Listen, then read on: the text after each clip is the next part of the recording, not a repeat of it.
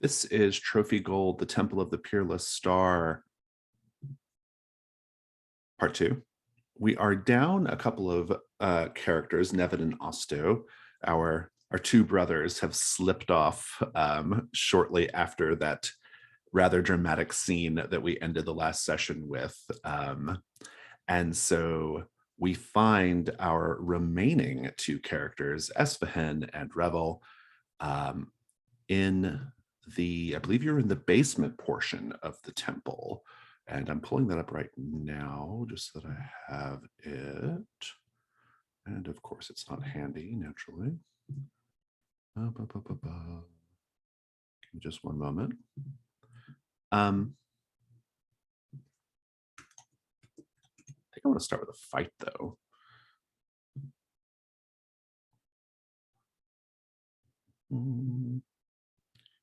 Yeah, you are currently in the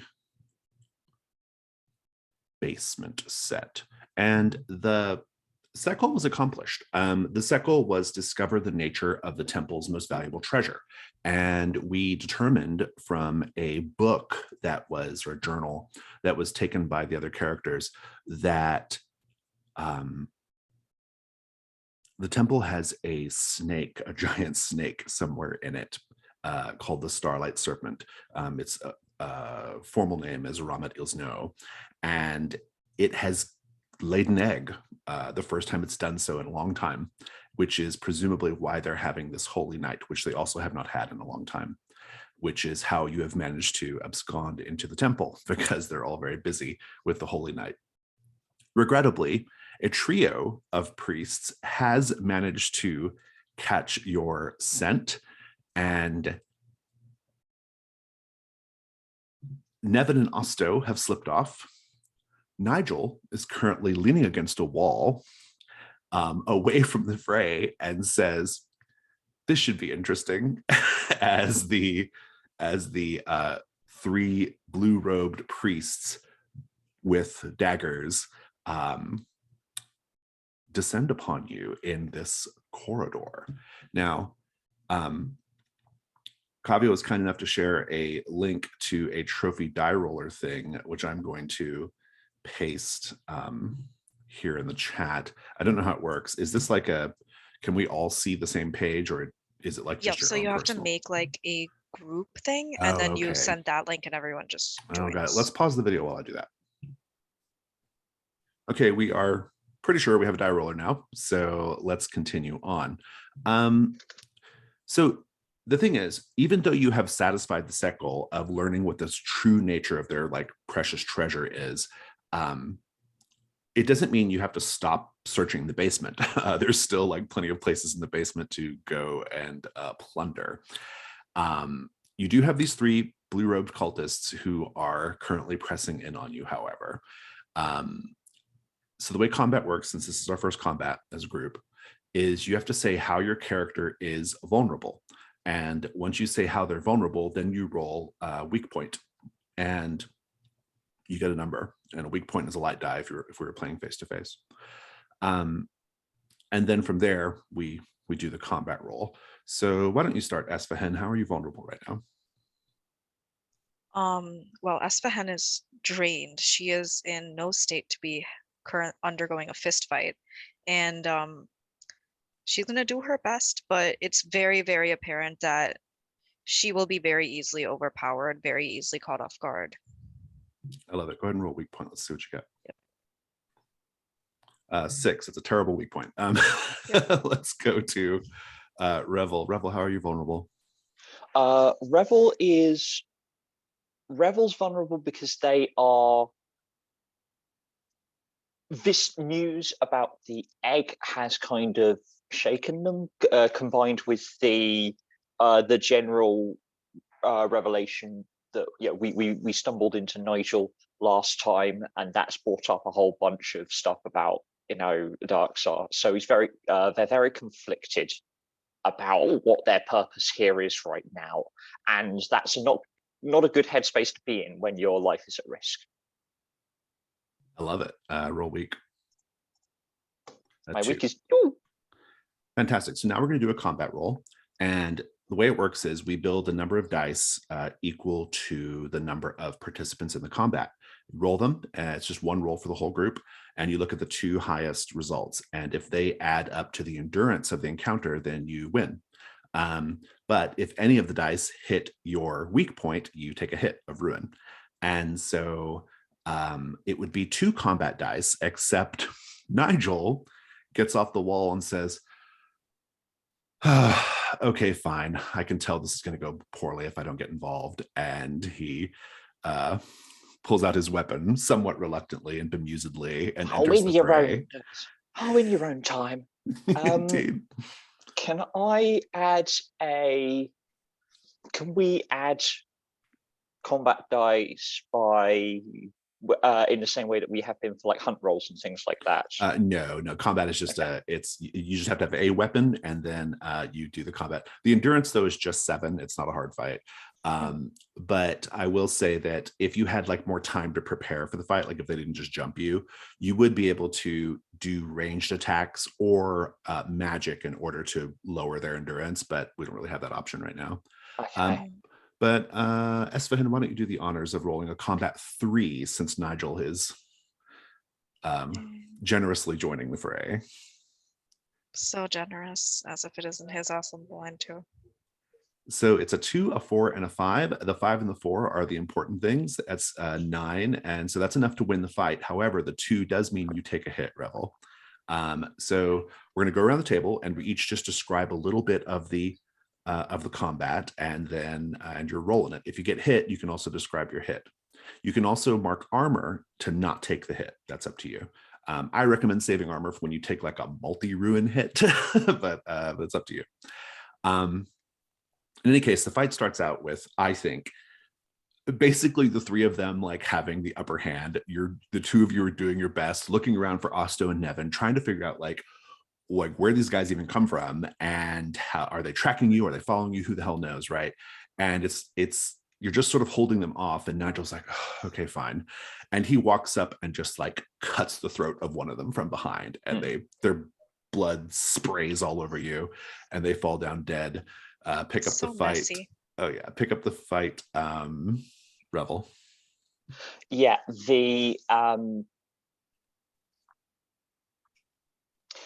I think that I'd seen that Estehan was really struggling, so I'd kind of gone to the fore and trying to just keep people at bay between my shield and the curved sword that I had tucked in onto the inside of the rim.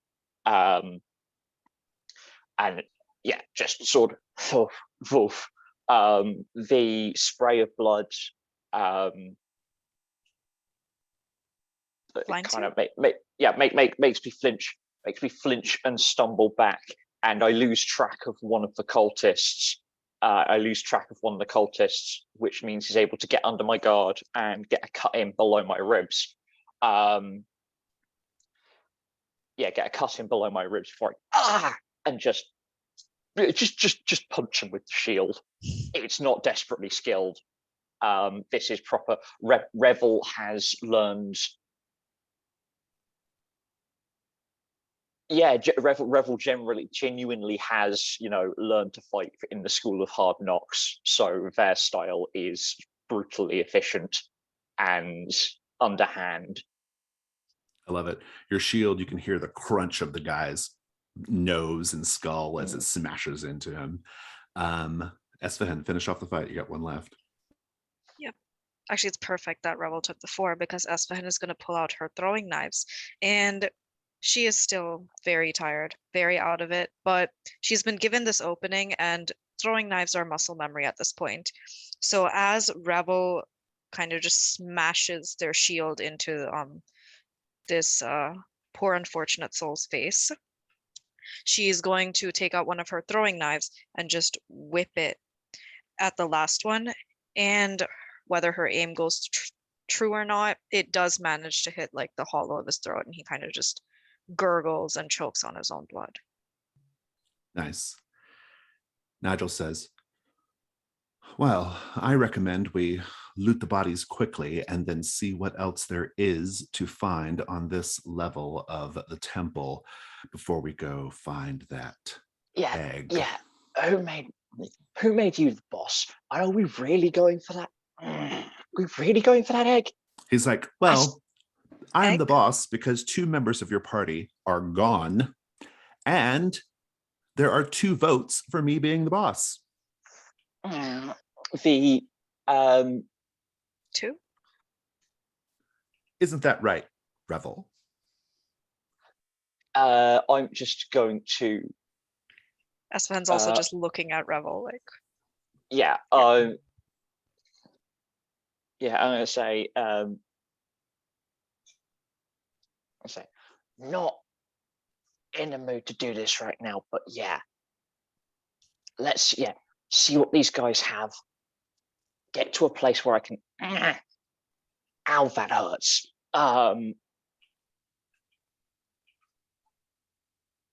Yeah, let's just get ourselves elsewhere.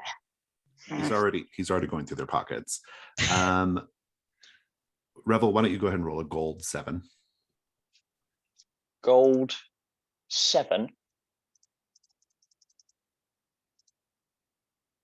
That's not bad. 2 gold. So you'll each get something. I will give you some treasures here. Esfahan, you find a silver ring with a lapis stone. And Revel, you just find money. So you can just add 1 to your gold pile in your character. Wait, so that goes in my found equipment, that right? goes in your found equipment. You can make a note that it's worth 1 gold next to it, but yeah. And you just get coinage. So 1 gold worth of coinage, Revel, which you can put in your little tracker there. Fantastic. So let's talk about where we're at, the basement. So as I mentioned, so there is a room that Esfahan came from, which was partially sacked before it was rudely interrupted by a poison needle trap. There's also a library. There appears to be some kind of like dry storage area. And then importantly, there is a gated stairway with a sort of silver and gold flecked iron gate that clearly looks into a set of stairs going down. That's almost certainly to the catacombs. And so, Esfahan, what do you do? So first she's gonna look at Rebel and his name was Nigel, right? Yeah, Nigel. Right. So she's gonna look at Rebel and Nigel and she's gonna kind of purse her lips, look at both of them and say, since you two are thick as thieves, I'm sure I can manage on my own. I'll go check the library. And she's gonna do her best attempt at a stalk off, except, well, she's very, very tired. Hang on. That's a very good point. What is it we're doing here? Because you and I were here for, a great payday. Don't know what you were doing here. You and I were here for a great payday, but if this great treasure that the place contains is an egg, that changes things. We can't fence that. We can't fence that, but while we're here, we can gather other treasure and, well, Good thought. make our best of what we have. Nigel says, I'm going to the High Priest's office, and I will operate under the assumption that all of the poison needle traps are currently sprung.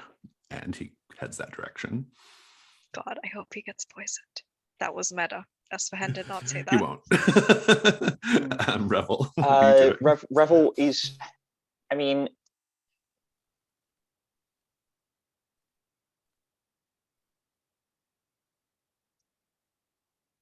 Revel's going to find a corner to sit and nurse their wounds, at least for a moment. Not looking for any mechanical benefit, but they're just bandaging up their wounds.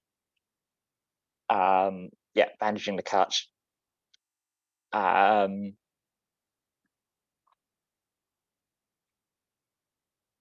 is your ruin at right now? My ruin is at 3. Okay, So that's not too bad for this point. And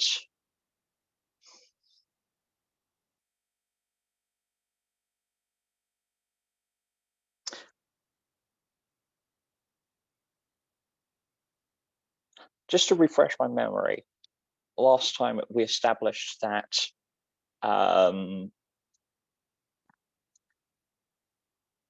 that Nigel had recovered under my watch, recovered a tapestry and a journal, and still has them, yeah. and still has them pertaining Right. to Constellations. pertaining to constellations that we are Starkin, whatever that means, and that he's found something pertaining to the Dark Star, whatever that is. Some kind of celestial phenomena that indicated bad luck.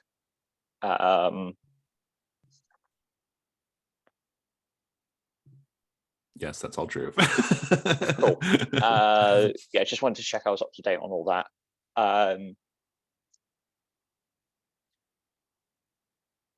Something that I wanted to this may be a little bit of a retroactive question, but I want to know what Nigel's reaction was to that story that that we uncovered right at the end about Ramatil's no as laying an egg. Yeah. I would say that his mouth curled up into a barely perceptible smirk, and he licked the corner of his lips, which you, knowing Nigel well enough, perhaps very well, know that this is what he came looking for. Okay, sure. And now that he knows it's here, he's going to do his best to point the two of you in that direction as well, and the two lummoxes as well if they turn back up. Fantastic. The lummoxi.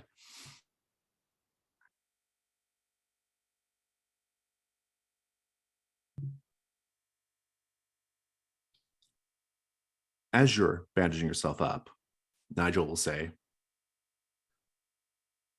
Ravel, come look at this. I will make my way over. Esfahan, you're in the library, and it's a small, cozy room with rugs, comfy chairs, a stack of folded blankets, actually quite quaint. A little built-in bookcase along 3 of the walls. The books, at a glance, are mostly boring treatises on cosmology and astrology. Well, boring to other people, maybe not to you. And there's also a star chart, framed in a beautiful, like, sort of witchwood frame hanging on the wall. What do you do? Well, she's first going to skim the titles to see if there's anything she hasn't read that seems particularly interesting. Grab it if there is, because she doesn't have time to read right now. Make and then she's going to with beeline to the thing. 2-die hunt roll, since you're using your skill here. Yep. You're knowing your knowledge. 2 dice. 5. You get a token. Yeah. But you encounter something terrible. Let me take a look here.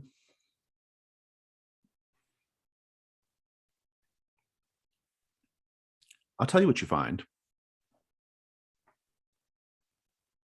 The books are generally of no interest to the average reader, but there are a few tomes in here that, if you were to collect them, and there's one set in particular that's very, very it's like a 10-volume set that's quite rare. To the right buyer, it's worth 2 gold, huge amount of money. But it's 10 volumes. And so the terrible thing is, if you're going to get this out of here, you have to convince Nigel and Revel to help you haul these books. So she's going to set that aside for a moment, because explaining to the common masses exactly what is so valuable and interesting about the work she does is more than she wishes to do at the moment. However, she will do it before they leave and she's going to beeline to the star chart because it looks glorious. Yeah, the star chart is it's exceptionally rendered and finely detailed. And as best you can tell, it is your night sky, meaning the night sky of this world, but inverted. Everything is like backwards. The inherent value of it is 1 gold, just the materials. To the right buyer, maybe 2 gold.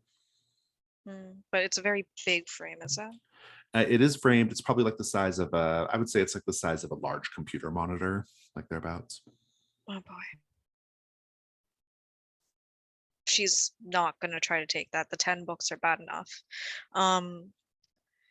But she's going to muse to herself that, well, that doesn't seem quite right. And then she's going to call out for Revel and Nigel.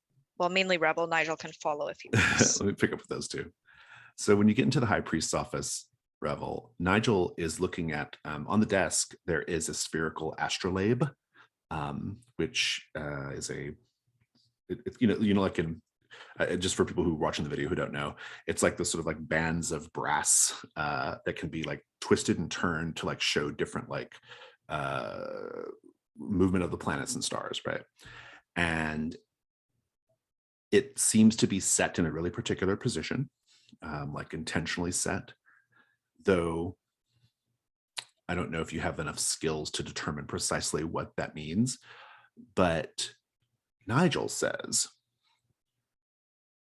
it could just be because these people have a fascination with stars as a general matter, but it does seem like we are running into quite a few depictions of night skies.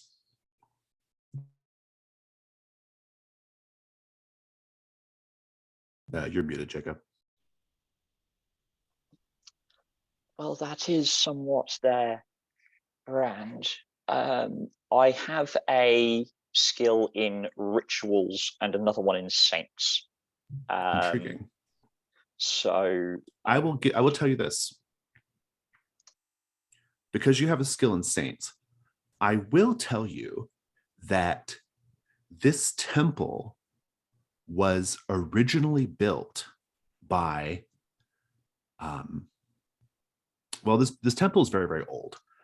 Some people say it actually predates Ambaret, and in fact was established by the Naganese, which is not entirely implausible considering everything has the naming scheme of Naganese people. But the bit that you know, because you have a interest in and knowledge of the saints, is that one particular saint actually was here and built the observatory. Her name is Saint Gliv, Gliv. All saints are women in this setting. And I think you didn't maybe realize it. You didn't put 2 and 2 together until you saw this miniature Spherical Astrolabe. And the story of Saint Glib, or Gliv, you recall it, Saint Gliv built a Spherical Astrolabe in a temple back in the day. This could be the temple. That could be what's in the tower. I don't know if Esfahan ever mentioned the existence of the observatory tower and what's in it, but that is a thing. Okay, so recognizing that, there's we could still go to the tower. There is still time. Yeah, you have disguises. It's not. Yeah. Revel is going to say,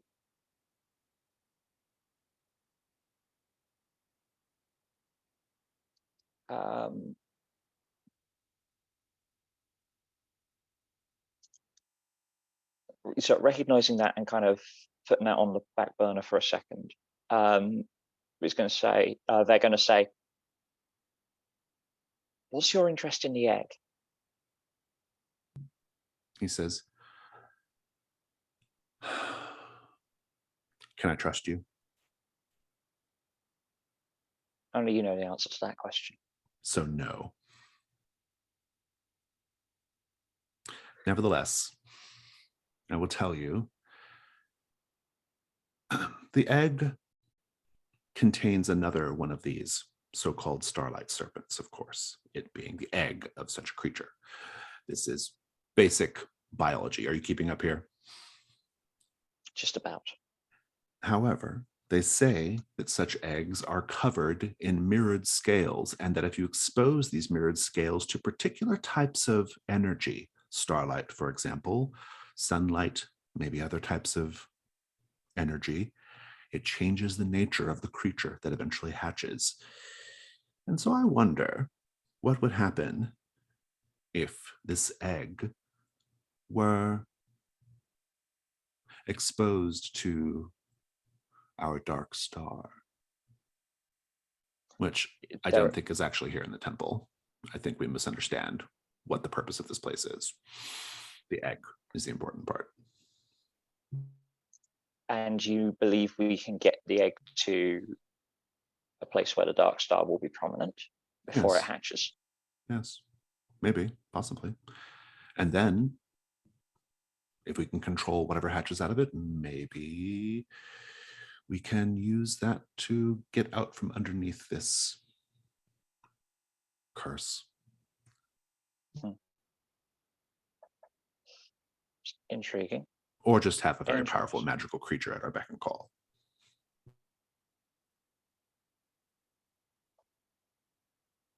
Risky. Dangerous. Now that you know this, you have to press forward with me to find the egg. Naturally. But I do wonder about all these stars and things. At this point, Esfahan, you can call out to Revel. Revel, you hear Esfahan calling. What do you do? Yeah. A moment. We're saying. Well, I just think that just curious. These people, they seem to be so interested in constellations. I myself have an interest in them, but I don't quite know what it all means yet. I haven't put together all the pieces of the puzzle.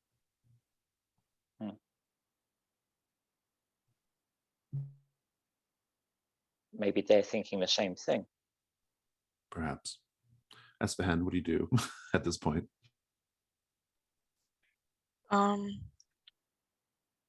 Being very done and very impatient, she's just gonna grab all 10 volumes like in her arms, try to carry them, and she's gonna trudge over to the room.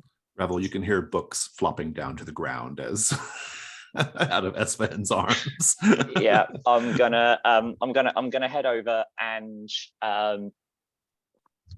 head over, assist with any things that have fallen over, making a suitably grumbling show, and on the way back in, heading back into the study.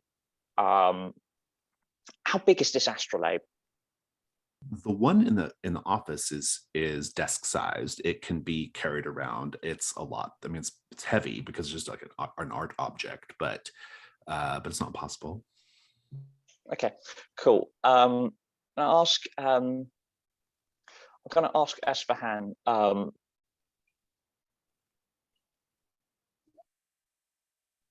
What do you make of this? What do you make of this Setup? Yeah, what do you make of the position of this astrolabe? What do you make of this? So setup? meta question. Did Esfahan notice the astrolabe when she was here the first time? I cannot remember. You definitely would have noticed it, yeah. Okay, then I got poisoned before I could take a look at it. Yeah, you can take a look at it now though if you want to make a hunt roll. 2 dice. I am totally gonna take a look at it. So she's gonna shove the rest of the books on top of the pile that Revel is already carrying. Sorry, just hold on to those or put them on the bed. Just be careful with them. They're worth a lot. And yeah, I'm gonna make that hunt roll. Go for it. Esfahan, please. That's a 3. You swear encounter to something God. terrible. Indeed. Nigel is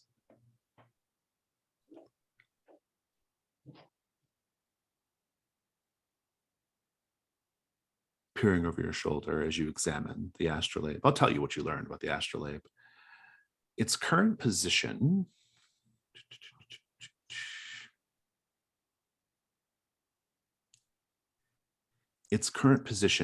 is presently set to highlight constellations associated with death and the realm of death.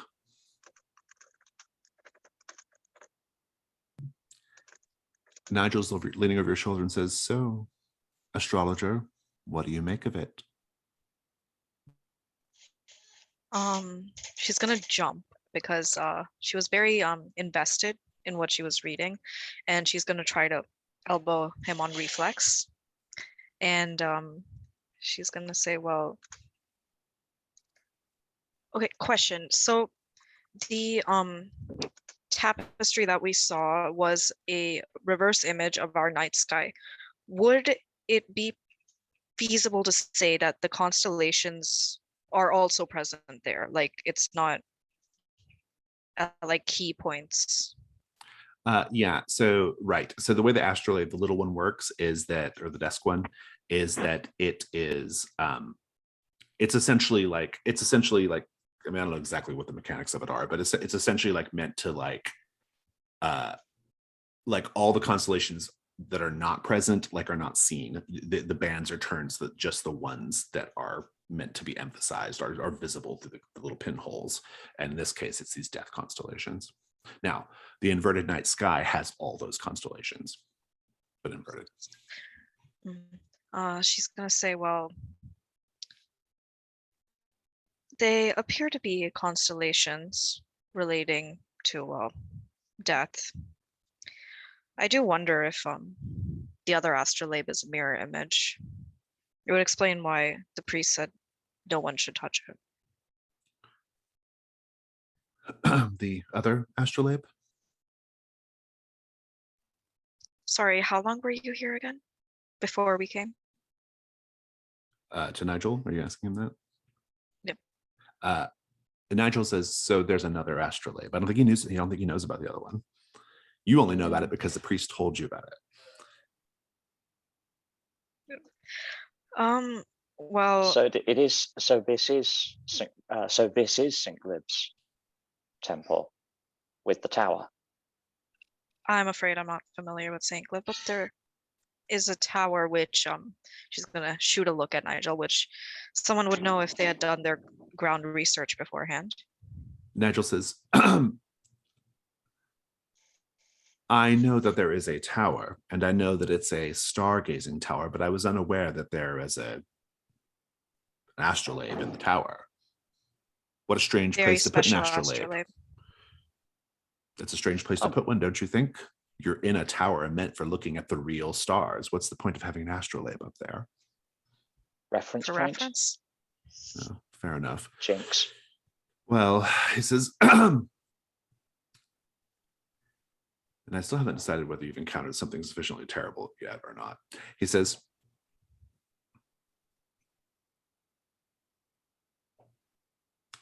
I think mayhaps we should find our way into that tower. Likewise. I'm sure that's not where the egg is kept, but I've been in this game long enough to know. I'm growing increasingly suspicious of what the priests here intend for it. Same. Not that I am opposed to the idea, guys, but we would have to go through the entire front room of priests and I forgot what the word is for customers, revelers or pilgrims. The pilgrims, yeah. Thank you. Yeah, the priests and pilgrims, and make our way into the tower unnoticed. And if we decide to come back down here again in reverse, so maybe we should finish turning this place over to our satisfaction. Of course. He says, well, I'll leave the two of you to it, and I'll go scout up top vis-a-vis the tower. No, you're staying here. You're staying with us. Thank you very much. Didn't we decide earlier who's in charge of the expedition? I think we said it was me. We decided nothing. You're the one. We decided nothing. You're staying with us. We've already ditched 2 idiots. Been ditched by Potato, tomato. We need to stick together because this thing is fraying at the edges already as it is. So down we go. As it were. As it were. To be clear, I'm talking about basically doing just like a The basement. basically, right? is there anything basement, else around any Yeah. significant locations in the basement that we haven't already? Probably just the there is Storage? a store. There's a dry storage. Yeah. Fantastic. Yeah, so let's check through. Yeah, so Revel is going to lead the check through there. Dry storage is a dusty room with dried foodstuffs, old rugs and tapestries, various supplies, lots of tall stacks of crates. What do you do? Revel is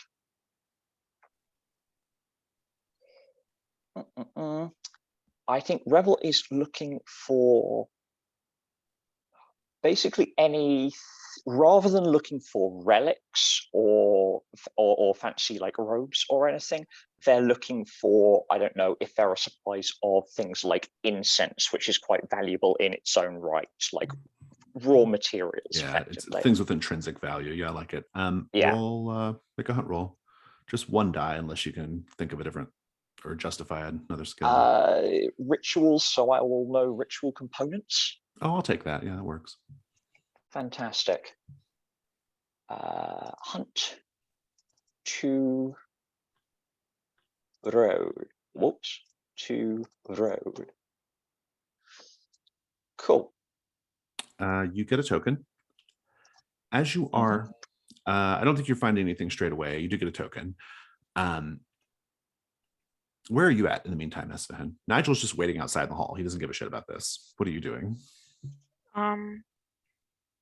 Esfahan is actually, as Revel is going through this, going to go to the library and just admire that tapestry one last time. Yeah, Just to be run her clear, it's hands like a along framed it. picture, but yeah. Yeah, you can do that. It'd be easier to carry the framed picture than the volumes of the astrology books, if you had to make a choice. Yes, but the books she could read and learn from them. Fair enough. We'll come back to that. So you're basically by yourself at this point, Revel, and you hear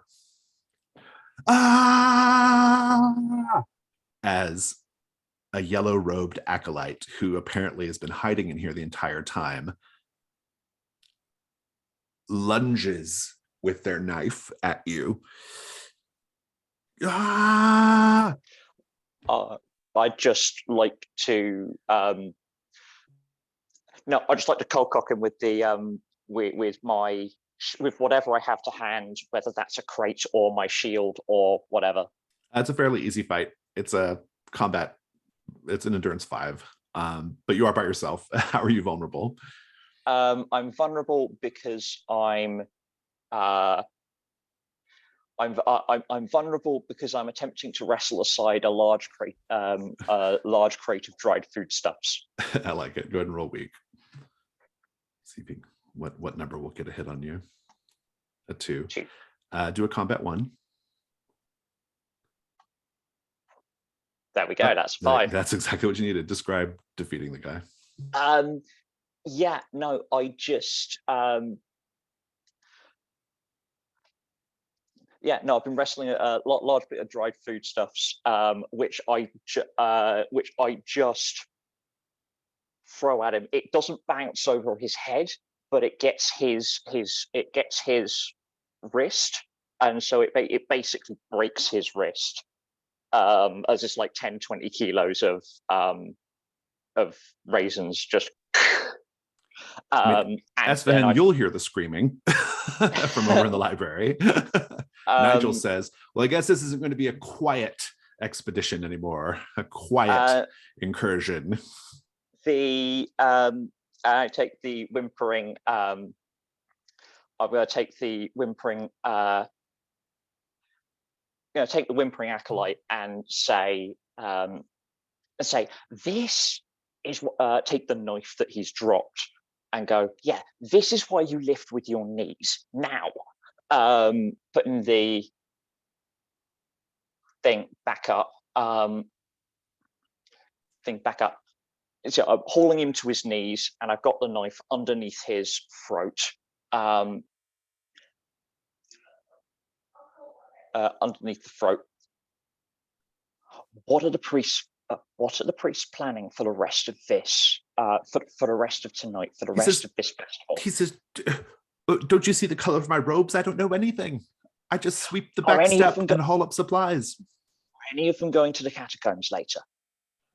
Any of them going to the tower? He says, "Anyone can get in the tower as long as you have enough money."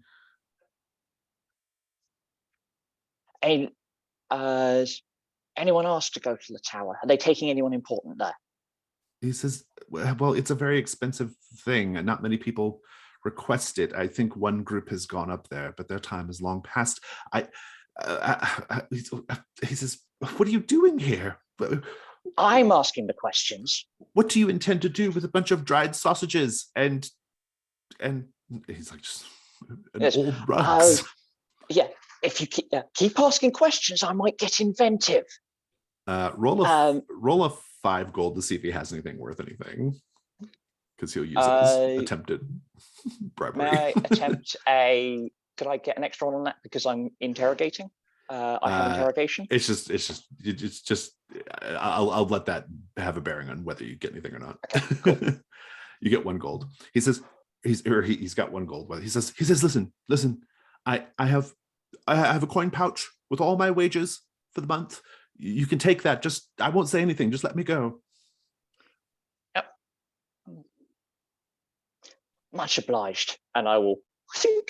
I'll cut the coin purse off him. And then he says, we're not allowed down in the catacombs. I see. Only the high priest and those chosen can go down there. Understood. I'll keep the knife, and I'll keep the coin purse, and I'd add a gold to your gold. Yeah. And I'd like to I look down at him and the scattered foodstuffs. Say, really need to be more careful. Who knows what could fall on you? And he's just kind of crawls in the corner, whimpering in pain.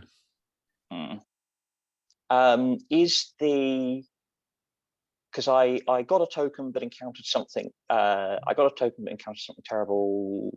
Yep, cool. You didn't find anything else in the storage of cool. note, unless you want to spend a token. You can spend a token to find something, but yep.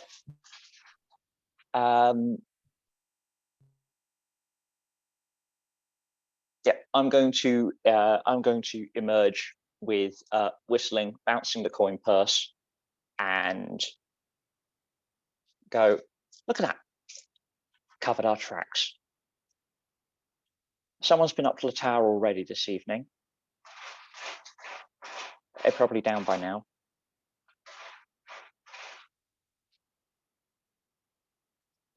Nigel says, it sounds like we could probably just pretend to be faithful and buy our way up into the tower.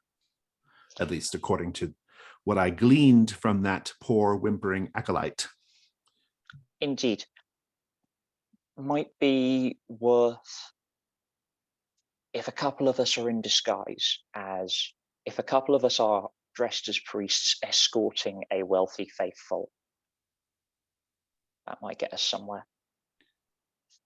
And he's looking at the two of you and says, well, by the state of your cloaks and boots, I'm guessing I'm going to have to be the wealthy patron. You have the smugness for it. Thank you. Sven, what are you doing right now? You'll have overheard all this.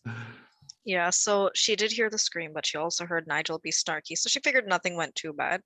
So she did make her way out, and after putting on the high priest robes that she stole earlier, and she's coming out with the blue star priest robes because the others are bloody messes because someone can't make a clean kill. And she's gonna, overhearing this, she's gonna hand them to Rebel and say, put these on. Yeah, I was Nigel like says, out of character. I was perfectly happy for Essahan to hear as much of that as is necessary to move the plot forward. Nigel says, if you have a set of the high priest's robes, we can probably get in the tower without paying. Even so, I assumed we weren't. We were pretending that you had already paid. My thoughts, exactly. Well, in any case, it sounds like a marvelous plan.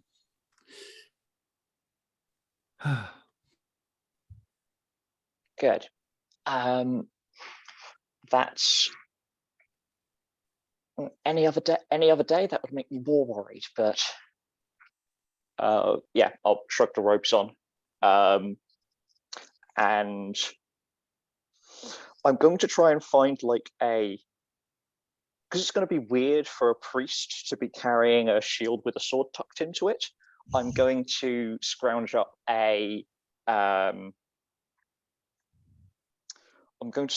some, like, I don't know if there's like a small altar cloth or something, and a couple of trinkets that look like, sacramental ritual trinkets, and I'm going to cover the shield and sword in the cloth and put those on top of it so it looks like I'm carrying. And to this, Esfahan's just gonna put that sensor that she's had this entire time just on it, like to complete the tableau. Fantastic. Very good. Well, Nigel says, well, all right then. Shall Request we go? That we go up. Request that we go up by any. Is there any way other than up than by the ladder? Because I've just realised this is quite awkward. Well, if we have a high priest with us, certainly nobody would question us emerging from the high priest's quarters. But wasn't that a ladder too? Meta. What'd you say? Okay. Meta, wasn't that also a ladder? Like, yeah, well, yeah, it's a ladder, but it goes up. Stairs. It's a spiral staircase, but yeah. Okay. Yeah, that's fine. Cool. Yeah, that was just intended for sizzle, not a serious concern. Yeah, as I know. So you're up in the main sept area. We didn't really get a chance to see this too much last time, and you've already satisfied the set goal, which was just to get down into the basement. But I will tell you about the sept a little bit more. As you get there, it's crowded with members of the faithful. There are blue-robed star priests ministering to them. Hymns are being sung, babies are being blessed, marriages are being performed, prayers to Ramat Ilsnar are being whispered, and more. It's a large area, and there's like groups of people in various places doing various things, priests performing various services, worshipers doing various things, dozens and dozens of people. There's a section with some prayer plinths where almost every prayer plinth is currently occupied or has a line of people ready to kneel down and pray. There are two transepts. There's an east transept and a west transept. And then you have the main altar area, which you have seen the rear of, but the front of it is where a high-ranking priest is performing marriages and other like important ceremonies. There's actually a hat, or sorry, let me make sure I read this right. Oh, I already mentioned that I mentioned last time that the altar is this like 9-pointed star, and then there's a pool of bright white glowing water near it, and that pool is used for various baptismal type rituals. As you're sort of worming your way through the crowd, you can hear a supplicant singing a few bars from a hymn that you may or may not recognize, but is called The 9 Points of Glory, though the melody is more ominous and unsettling than you might remember. There's actually an opening in the ceiling of the temple, and the Peerless star itself can be viewed. It's throbbing, dull and yellow. And there's a silvery yellow pigment that is rubbed on statues and other things in the sept, giving the whole place this sort of like strange shimmering glow. You will notice that there is, you'll see the entrance to the observatory. It's actually kind of near the front entrance. It's like if you were coming in from the front and hanging left, that's where it is. And there are people at the front of the temple, lower ranked blue robed priests who are sort of directing people as needs be. And they even have a sign up, a sign that says like various temple services and the prices for said temple services as well, which I'm happy to tell you if you wish to know them. But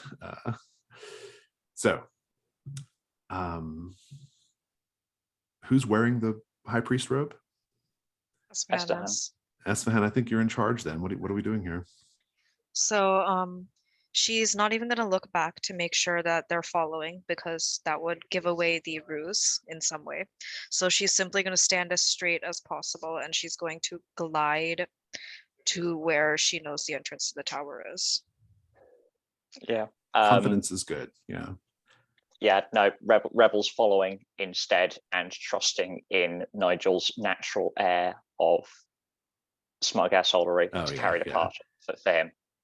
Yeah, Nigel's like, I just love the stars, love them. Glowing in the night sky, fantastic. Shut up and glide, asshole. I think there's a young priest who's like set at the entrance to the observatory, just sort of standing guard, basically. And they see your robes, and he says, you must, high priestess, you must be from one of the delegations from outside of Umbret. Yes, it has been a while since I've been here. I do hope that you are finding your stay here most edifying, and may the blessings of the 9-pointed star be upon us all. It is acceptable. Blessings be upon you. Nigel says, I came to look at stars. I have a parishioner who You're muted, Jacob. I don't know if you're trying to talk, but I'd like to surreptitiously kick him in the ankle. Very good. Esfahan. I have a parishioner who wishes to see the observatory. If you would step aside, Starkin. Let's have a risk roll. Oh, no. See if you can pull this off. Jacob and I both get to say what we think might happen if you fail. Any thoughts, Jacob?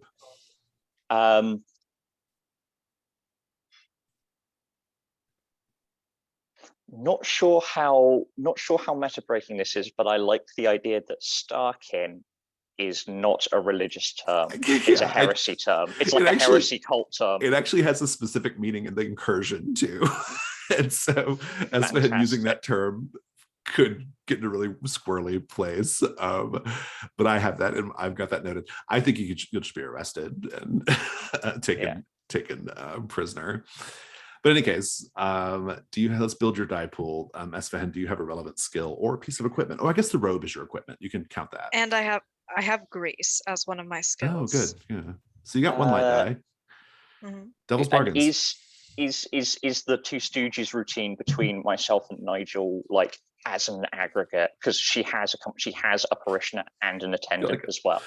Well, so I think maybe that might be the justification for a help roll if it's needed, but otherwise, sure. Okay. I think for the are help rolls done before the risk roll? Or yeah, after the fact. Fantastic. Yeah. So long as a dark die is in the initial roll, and it may not be right away, so it'll be up to Kavya. But so Esfahan, you got one light die. Jacob and I can now make a devil's bargain to give you a second light die. My devil's bargain is the priest will start questioning you about the term Starkin. And you, in character and out of character, presumably don't know what it means. Do you have an offer? My devil's bargain is going to be that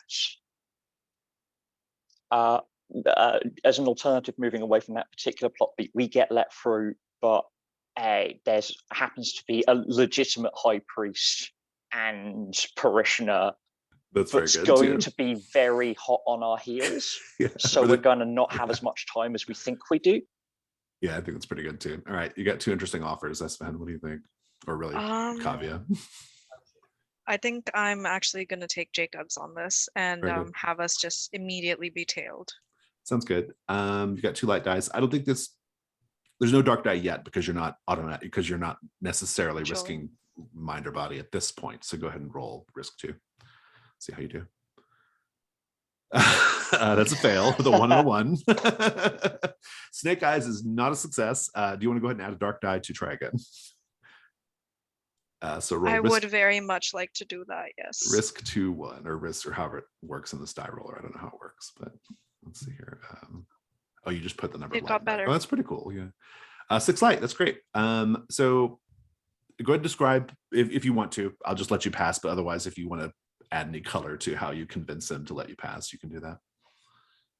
So she's going to draw herself up even more and look even more cold and forbidding as he attempts to question her. Just look down on her nose, just be like, I can't believe you're wasting my time with this kind of aura. And he says, oh, of course. I'm very, very sorry.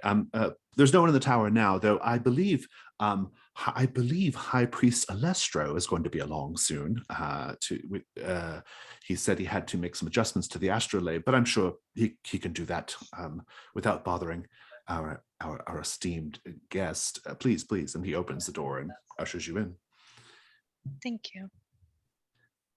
And we'll take a 5-minute break, come back and do that set. Fantastic. The observatory is built atop this tower, and it's covered by a large dome. And you can see on one side of this space at the top of the tower, there's a large crank, which pretty obviously operates the dome. It can be retracted. And most striking, however, is a spherical astrolabe, a gigantic version of the one in the High Priest's office, or more accurately, the one in the office is a miniature version of this one. It is about 10 feet in diameter, so huge. It's a series of concentric brass rings covered with various cosmological markings and glyphs, centered around a smaller brass sphere meant to represent a planet. You will know Esfahan well enough that you can make adjustments to the rings to depict various night skies, essentially. And if you know how to use the astrolabe, if you're such a skilled person, you can use it to track various celestial movements and happenings. There's also an observation deck, a large elevated wooden platform covered with cushions that presumably you can go and lay on in order to look at the stars when the dome is retracted. And Nigel says, well, that was much easier than I anticipated. I think it's probably because of the quality of my performance that we were able to convince them ultimately to let us have access, don't you think? You're muted, Rebel. If that helps you sleep at night. I'm going to roll my eyes, and I'd like to actually trail behind a little bit as we ascend the stairs, making a little bit more like in a kind of, oh, my wound is bugging me. I'm just going to trail behind a little bit, assuming that neither Esteban or Nigel is going to care enough to stop and check on me.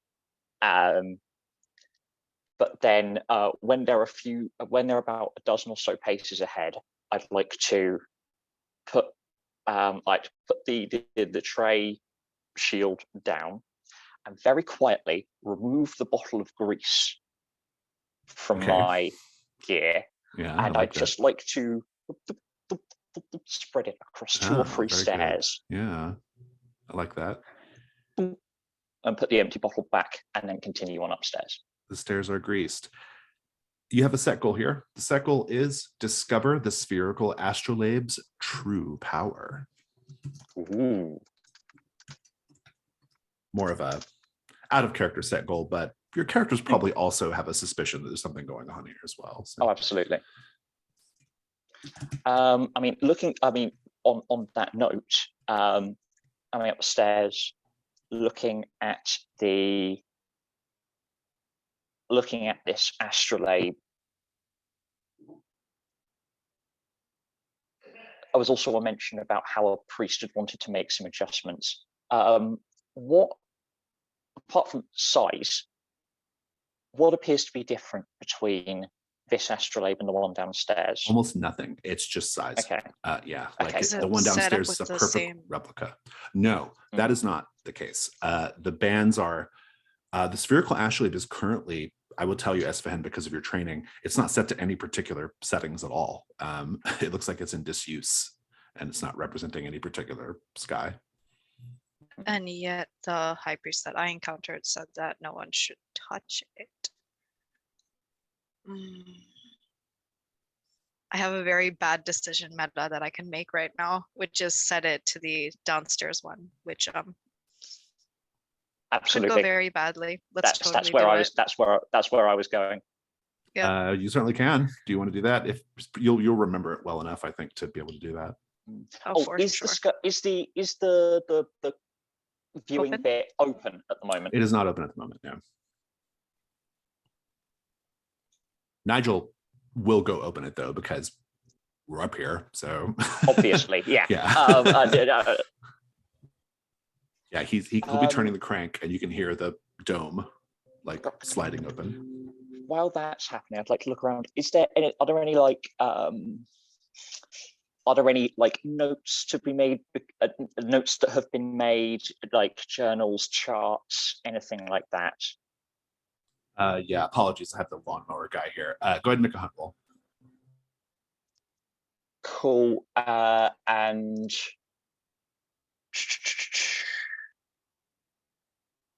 I think it's 1 die unless you come up with a good justification for a second die. Unless I can beg rituals, because if there are any like spare scrap paper, effectively, I might know enough to. That feels like a stretch. Yeah. Unless you, the other option is a piece of equipment, or maybe pull something from your open slots. So. Oh yes, give me half a sec to check that out.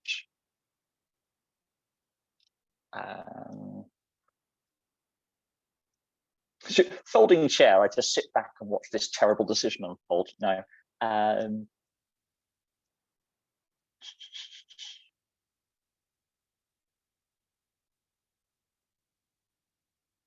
Yeah, nothing. You could risk it with 1 die. Can I add a help roll to this? Is that something that happens? No. Unless you give Revel a piece of equipment. I don't think my equipment helps. I have candles, a mirror, and a deck of cards. I mean, a candle, you can make a case for just seeing better, I suppose. Oh, by the way, with the grease, I have the grease had 6 uses. I've used all of them. Okay. Very good. Oh no. That's a lot of grease. How How are we gonna are get you out? getting back down? Yeah. There's just like an acre of John Travolta. Yeah, I love it. I love it. The ooh ah. Okay, yes. So one die hunt roll.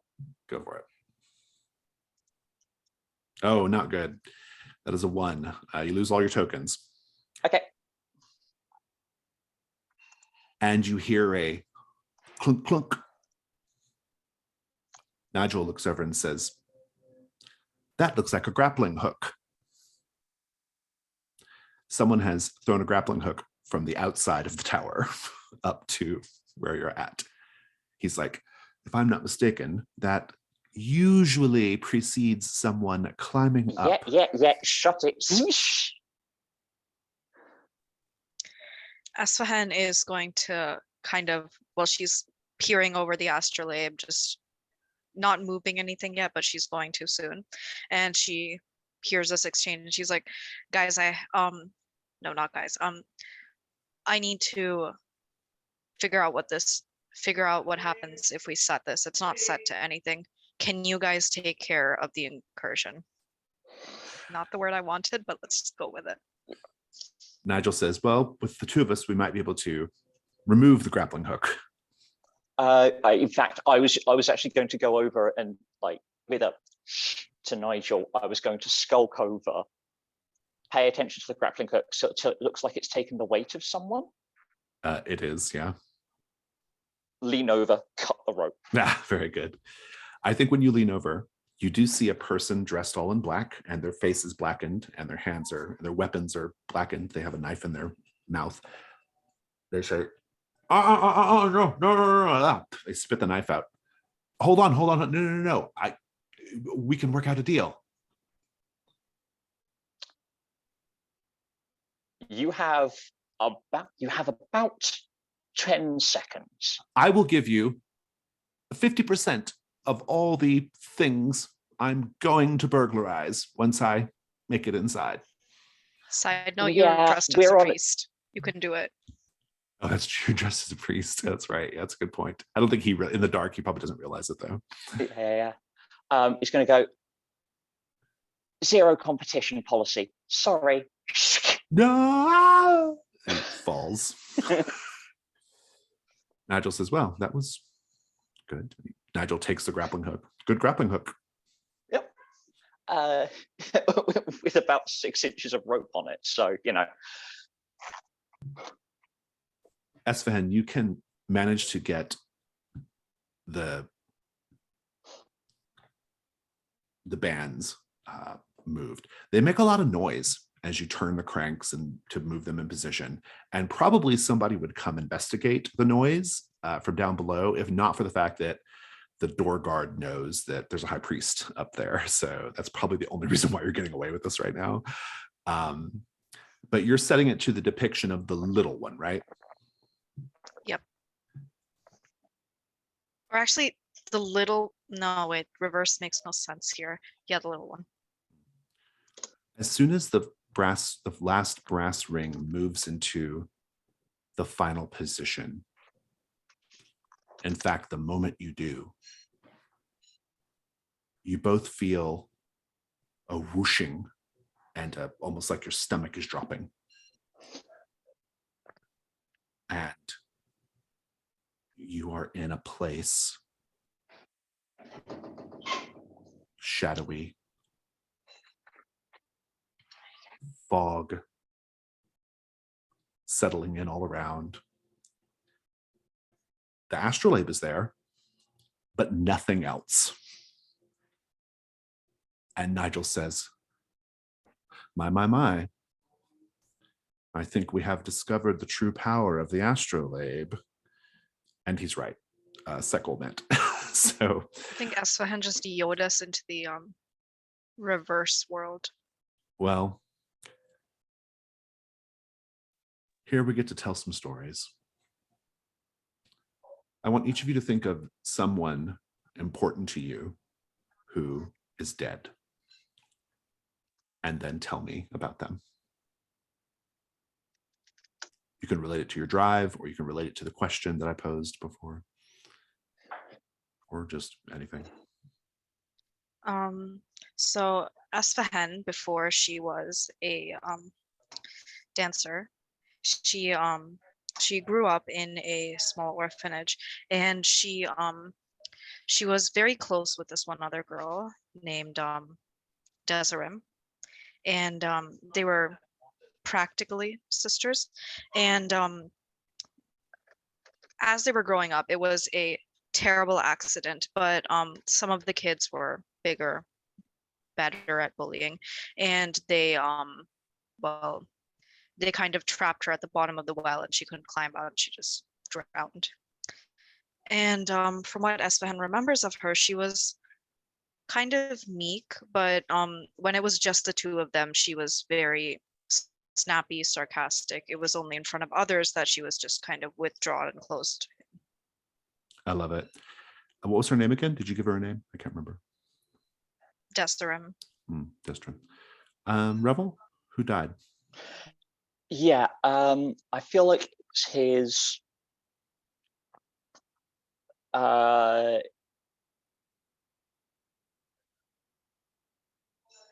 elder sister.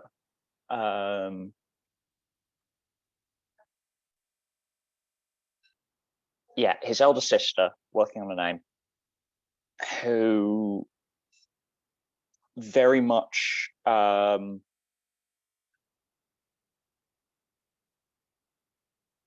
his elder sister took him under took him under her wing, was very much always looking out for him, was the one who proposed that they go on pilgrimage when they were older. I mean, it was about 4 or 5 years between them.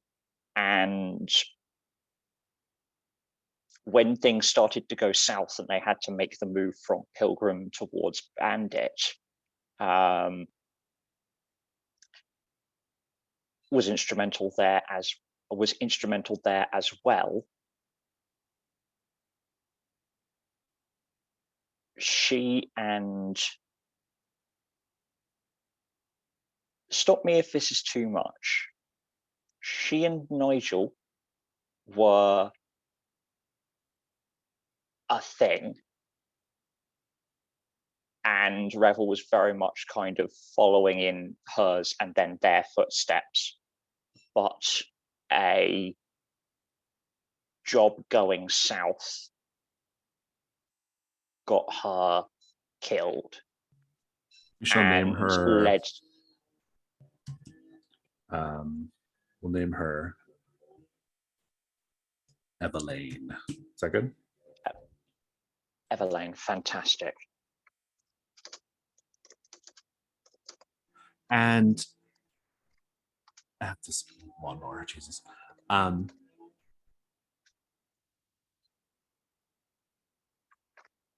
giving this person by my window a minute to move on.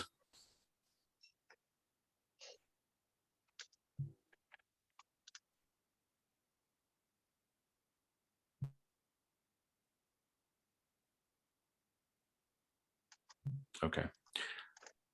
So there's all this mist and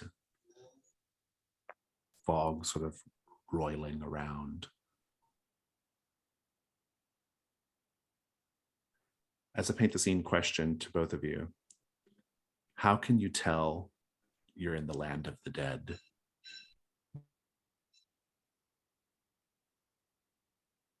I'd like to say partly from the land of the dead, like partly from cultural context, that it's just like it is known or often told that the land of dead is a land of fog, and that's what the astrolabe was pointing to. And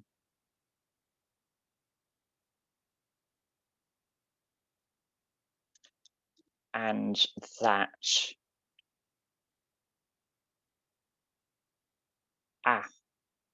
the ground beneath us, is a carpet of bones. Esfahan, looking around, or just a feeling maybe, how do you know you're in the land of the dead? So in the profession of being a dancer, a lot of people die. Working at court is not something for the weak-hearted or the weak-willed. So Esfahan knows many people who have died in the process of pursuing their art, some who she's done off herself. And right now, as she's here crunching on these bones, as she like adjusts her weight, she can not hear, but kind of feel them calling to her, like the way she knew them in life, just tugging. Esfahan, you see stepping into the clearing around the astrolabe, a young woman wearing the colorful bindings and robes of the dance troupe, but dripping wet. She steps into the clearing. It is Destarem, but her skin is slightly distended. There's water dribbling from her lips. And she says, Esfan, you have to get me out of here.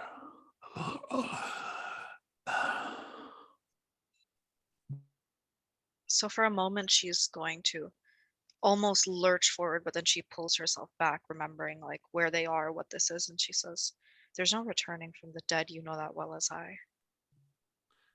Revel, you and Nigel also see that, by the way. Mm. And Esfahan, you also see this. A young woman walking, approaching Revel and Nigel, equidistant from both of them. She looks very much as she did in life, Revel. Nigel says, "Is that your sister?"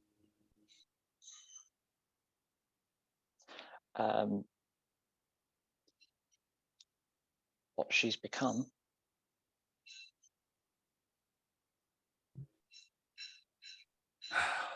I wonder what Hey, she Evie. wants. Addressing the form. Hey, Evie.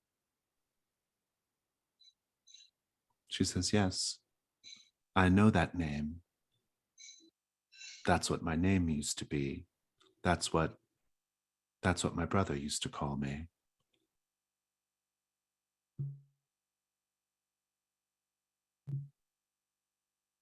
She's getting closer. I'm still weapon and shield drawn in at like a semi-fighting stance.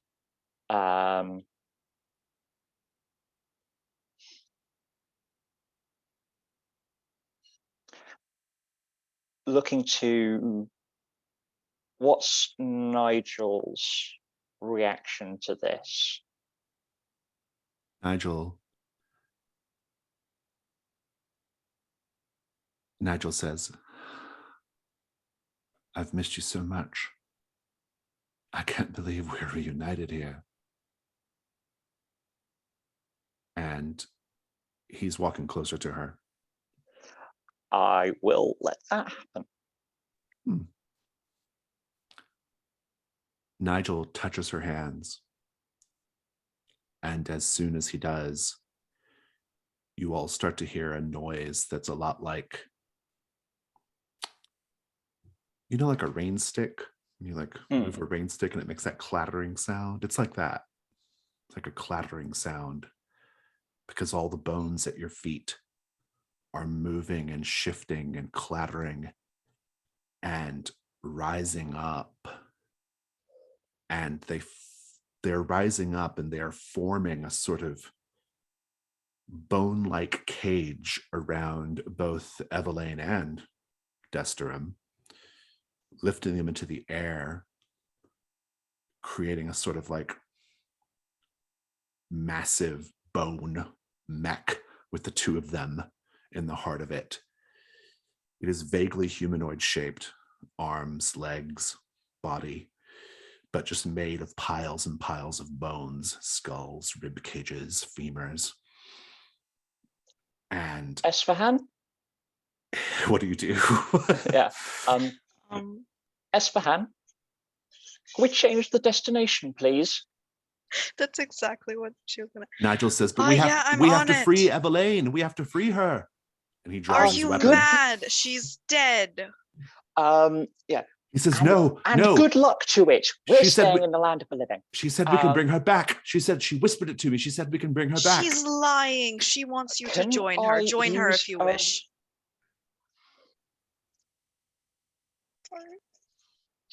I would like to use a...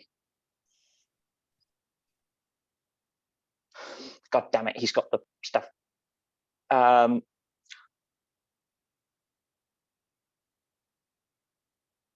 going to go over and grab Nigel and physically and just haul him towards the astrolabe. How are you all going to escape here, Esfahan? So I was actually going to ask about that. So the thing is, I assume I can set it back to our night sky. That's within my knowledge. However, there's also this gigantic thing. So then I thought I have a ritual that will protect a small area, but that requires me to concentrate. Is it possible for me to concentrate I don't think so. I think that's the concentration problem. You can protect the area and then maybe talk Revel through it. But Revel might be trying to deal with Nigel. Or you can try to, maybe Nigel and Revel can hold the thing off while you fiddle with the bands. You can fight the thing. That's always an option. What if we didn't walk to our dooms? She's gonna say, can you and Nigel hold it off? I need to set this and I need to concentrate. Depends on how willing Nigel is to be bundled. Nigel intends to fight it because he thinks he can free Evelyn. Okay, yeah, sure. In which case,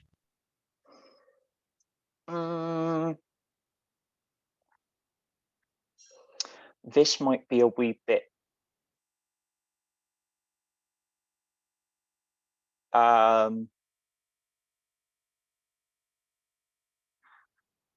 Yeah, this might be a wee bit backwards, but I'm just going to, where I'm kind of struggling with Nigel, I'm just going to look between Estherhan and up and back and up, and then go, oh, damn it, shove Nigel aside and reach out my hand towards the mecha creature, and my eyes go white, and I say, there is nothing for you here. And I'm attempting to use my doom ritual. Oh, that's pretty good. Let's read what the ritual does. Make a creature feel a sense of impending doom. Yeah. So mechanically, the way this works is you essentially do a risk roll to lower its endurance. And that's how rituals in combat work. So you can do that and lower its endurance. It's an 11 currently. It'll bump it down to 10, which is a big help. And also that may be enough to buy time. We'll see. I think no matter what, Esfahan's doing this in a hurry and under duress, and so Esfahan will probably have to make a risk roll also, regardless. But I like this. I think this is good. I like the Doom Ritual option. I do actually want to remind myself of the specific rules for this because I haven't actually done this in ages. It's a newer rule for Trophy Gold. It's one of the brand new ones added for the book. So I want to just read it really quickly.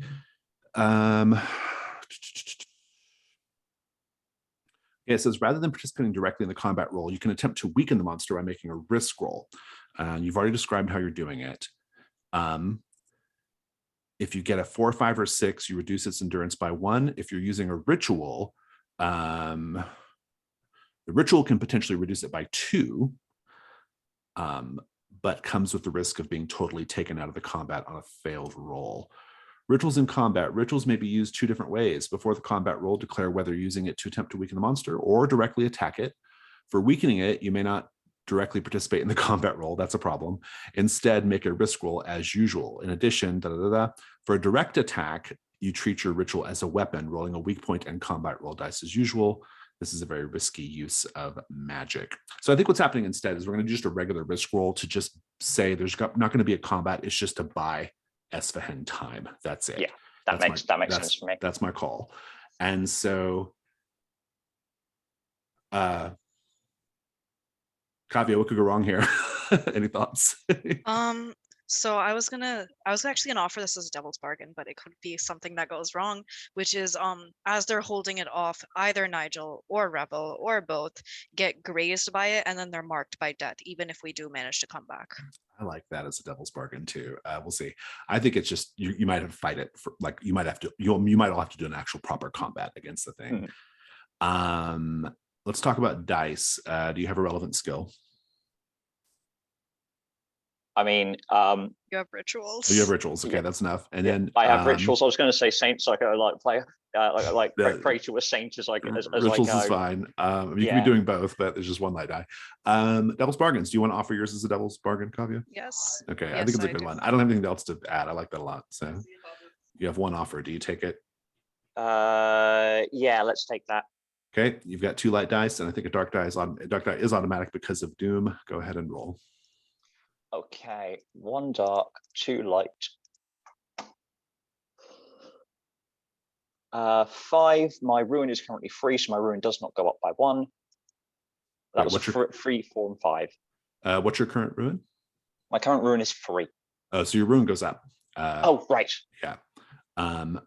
But you succeed.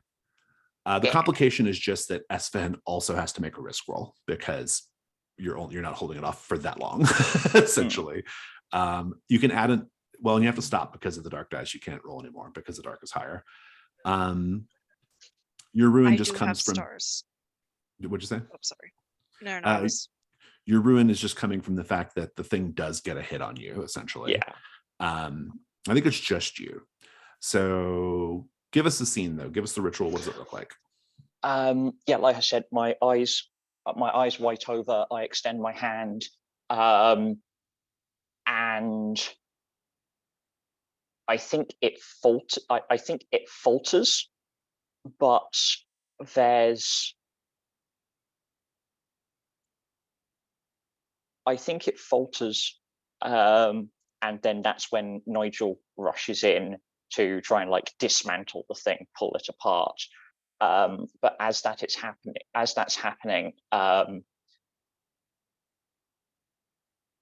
Everlane is going to completely ignore Nigel, look to me, and say, "I expected better, little kin. You know nothing of doom." And I'd like it to be the ruin just comes from kind of trying to be like just kind of using magic in this realm of death that just kind of corrupts it, and it's that kind of backlash. So maybe I've got like wrinkly old man arm and liver spots going up my arm or something. Yeah, like take a condition that fits. You can editorialize the condition however you wish, but I like just touched by death. I think that's good. But you can call it whatever you want. Love that. That's great. The creature is being held back. Esfahan, Nigel, as before he rushes off to engage the creature, he knows what you're going to do. He knows that you're not going to fight. He knows that you want to escape. He takes that journal out and tosses it at your feet. It, for purposes of our TV show, it beautifully lands open in the middle of a 2-page spread of a constellation of a night sky, one that you don't recognize. And he clearly means for you to use that instead. It's up to you, but then this all happens. So what do you do? Okay, from a quick glance, it is markedly different from what we're currently. It is different from your own night sky. It's different from where you're at. Yeah, it's a different place. Okay, and you know it's going to take you somewhere different. Old. Yeah. She's actually going to go for it because she's already kind of pulling this together as it goes. Might as well do something that He's pretty self-serving. It probably can work. Yeah, this is a risk roll. I think what could go wrong is you end up in a place that you really don't want to be, like really, really bad, like out of the frying pan into the fire kind of situation. Exactly what I was going to say. You're okay with that? Pick up dice. Oh, yeah. You get. I'll give you your first die for your skills. Devil's bargain. Jacob, do you have one? My thought is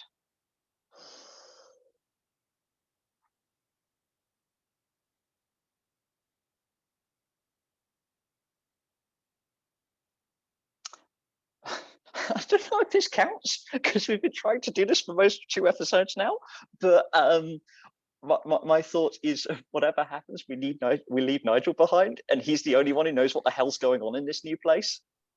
I was gonna actually make that my devil's bargain for you, by the way. Like Nigel just gets speared. I'm gonna make it slightly. My devil's bargain is similar, which is no matter what, Nigel leaves the group.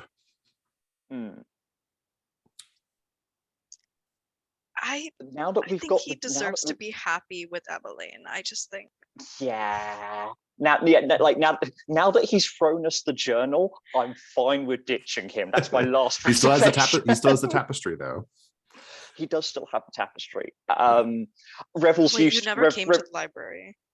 Revels used to taking what they can get. They're used to not getting what they want. That's kind of been their life story. So fair enough. All right, so you're taking the one that Nigel gets left here. Yep. Very good. Trauma death. 2 light dice. I think a dark die is automatic because of this powerful device you're using. So go ahead and roll risk 2-1. Well, at least it works. It does work. Your rune goes up by 1. Goes up, yep. There is a complication. The complication is a variation of my fail condition, which is that you're not in immediate danger, but there is danger coming wherever you end up. But in any case, just give me the scene of you getting the astrolabe set. So she's gonna kind of like wedge the book between herself and the device, kind of have it standing there so she can refer it, and she's just frantically spinning. She's familiar enough that like she knows that this much should get it to the right place. She's not trying to be super specific. Thankfully it worked. But yeah, so as she hears this hubbub behind her, she's gonna spin, and the final thing clicks into place, and there's that familiar sensation. You are in a vast, silvery, purpley void. The 2 of you and the astrolabe are on a large hunk of rock, floating in this silvery purple void. You can see in the distance various other floating rock islands. And this is where you are.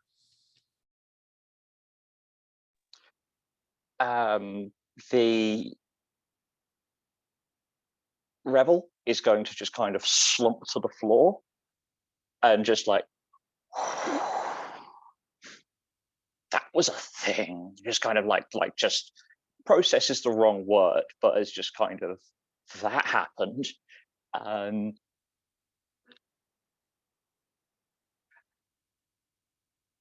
Aspahan's not going to flop because she has this book in front of her, and now that she has the time, she's going to try to figure out what the fuck is going on here. If you flip through the journal, you will discover that according to the notes, you'll piece together that you are currently in the Gossamer Void. It's Trophy's version of the astral plane, essentially.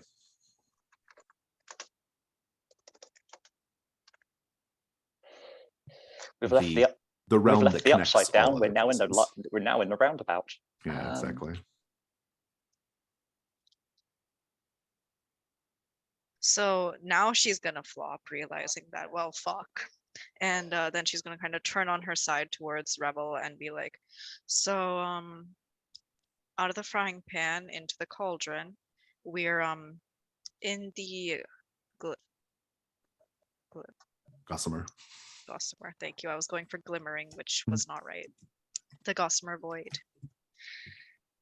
That's fun.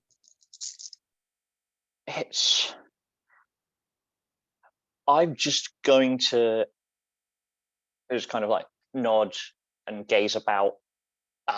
Weird kind of like parody of stargazing almost. Just like spectate what's going on around.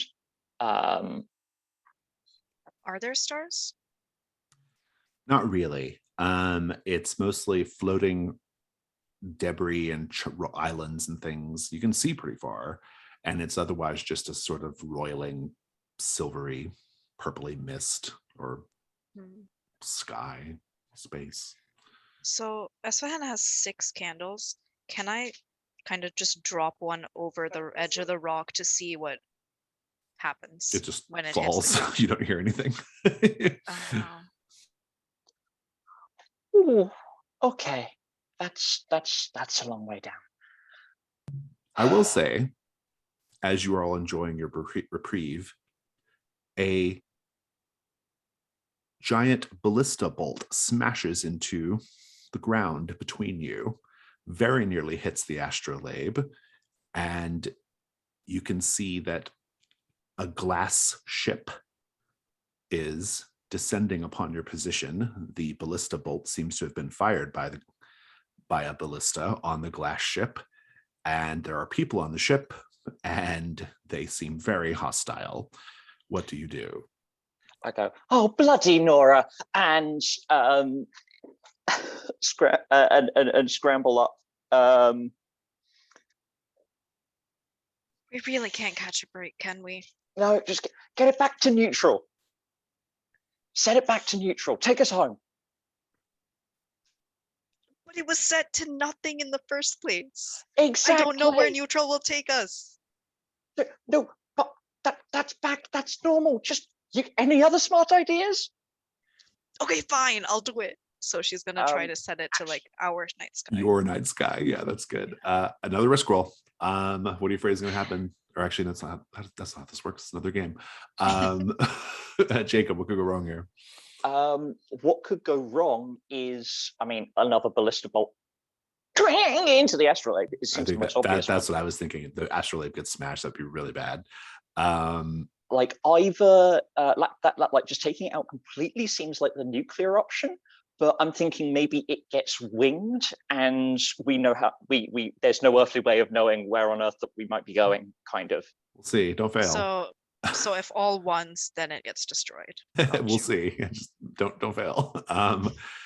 Let's talk about your dice. I'll give you your astrology skill again, especially because you're going for your own night sky. Devil's bargain. My devil's bargain is pretty simple. There's a bunch of priests waiting for you at the tower when they've managed to scramble up your greased stairs. Many of them with bruised knees. Yes, exactly. That's my offer.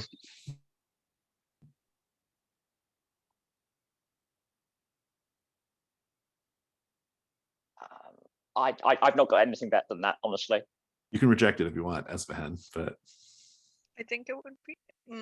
See, the thing is, I don't know how we would deal with it. Like everything else, I have a way that we can possibly deal with it. Here, we just get arrested. Nevin and Osto can break us out. I'll take it. Yeah, exactly.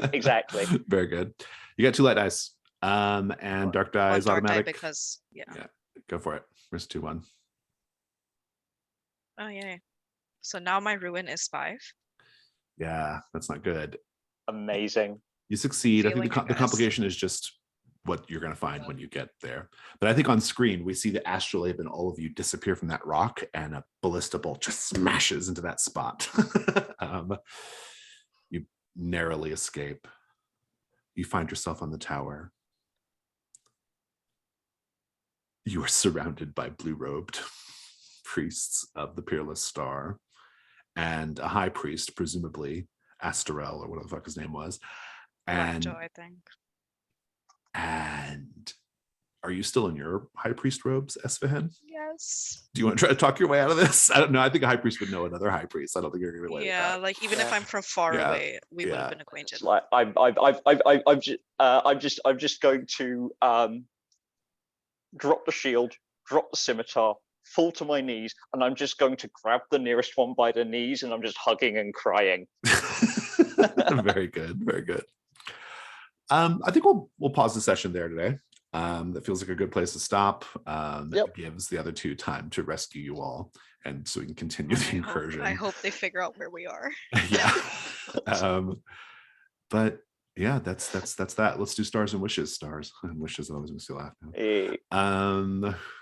Stars are things you enjoyed. Wishes are things you hope to see next time. Whoever wants to go first, take it away. I think stars, just our crazy little dark fantasy steampunk TARDIS ride. That was amazing. It's just fantastic. Perfect. No notes. 10 out of 10. Yeah, it was good. Really fun. It's really fun. And I've run this several times, or actually, I've run this a lot, actually, because I used to run it in Dungeon World as well. And the astrolabe rarely gets used, so it was kind of fun to do it this time. Usually people go straight for the catacombs and then never see the astrolabe, so it was kind of fun that we got to have the astrolabe session. That was really enjoyable for me. Yeah, stars for just the entire chaotic tableau ride that we had today. Beautiful. I love that we're actually having character interactions between Esfahan and Rebel. Like, it's nice to start doing that. And very big star for the fact that we finally left Nigel behind. Oh yeah. If he claws his way out of the realm of dead. And after getting like the reveal of what the nature with Nigel and Rebel's kind of history beef is. Like, that was so good. Yeah, that was a star for me. I enjoyed that whole thing with Nigel and the sister, and I mean, and obviously Nigel's coming back at some point, right? Like, there's no way he's staying stuck in the death realm. God damn it! Like, there's no way. We didn't see the body. It's the first rule, right? Precisely, see the body. Yeah. Oh God. We make it downstairs and he just crawls out of the pool of holy water. Right, yeah. I mean, maybe he doesn't turn up like in this incursion, but if we see these characters again, I could definitely see Nigel like coming back, right? He's a fun character, but he is great. My nemesis is currently dealt with. My wish, I'll be curious to see if you all do make it to the catacombs. I think that will be intriguing. And how we frame that up, because you have the extra problem now of you no longer have the element of surprise. So even if like the other two do rescue you, you're basically going to be like fighting every inch of the way. You're running to the catacombs and maybe dealing with like priests at your back, right? So it's a different kind of incursion at that point, but I think it'll still be really fun. So yeah. I wish that we just get thrown in prison and then we find that Nevin and Osto are there in prison for some reason. You have to just escape. That's good. That's actually not a bad, like, if the prison's in the catacombs and so you just break out and then like continue. That'd be kind of fun. That'd be good. That's all on my end. Yeah. Any other stars or wishes? I mean, that's really kind of that's everything, honestly. Oh, another wish is now that a couple of you have ruin that's way up there, Esfahan, you really do. Now this sort of like strategy part of Trophy Gold kicks in, because it's like, how much further do we go? And how do I avoid getting my ruin to increase? And all those like interesting questions. Or maybe are there things you can do to get your ruin lowered? Maybe. But in any case, the game changes quite a bit, and suddenly your hunt roll tokens become much more valuable. And so that'll be fun to see. If you've met your burdens, you can just leave, of course. The problem is Osto and Nevin have not met their burdens yet. And so I haven't met my burdens either. So. You don't even have I am found equipment? my burdens. You have plenty in found equipment. Yeah, in found equipment you've met them. Found equipment is for burdens. I thought gold or found equipment, it doesn't matter. Either. Oh, we think we lost Kavya. Yeah, Kavya froze, but so found equipment and gold both count. any other stars wishes? I guess we'll just catch up with Kavya on Discord. Yeah, it just feels like yeah, no, we just that pretty much describes everything, honestly. I agree completely. Yeah, Awesome. at this stage, I feel like I'm just Revel/I are just kind of along for the ride at this stage. It's good. Well, I will check in with Kavya on Discord. But yeah, we'll meet up next week. So I'll see you then.